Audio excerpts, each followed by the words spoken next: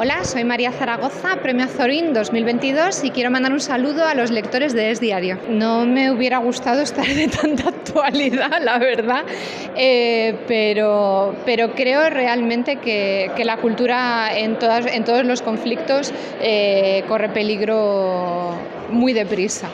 Bueno, sobre todo hay mucho amor por los libros, hay unos cuantos libros especiales repartidos por el libro, que son libros históricos que existieron, hay amistad entre mujeres, hay gente que se mantiene humana en tiempos inhumanos, hay una historia de amor y hay un misterio que se desarrolla en los subterráneos que hay por debajo de Madrid.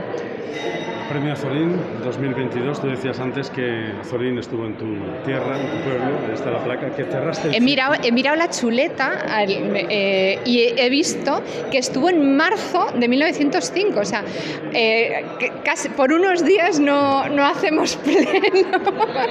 Y sobre todo que además yo lo veía prácticamente todos los días porque vivía a la vuelta de donde estaba la placa.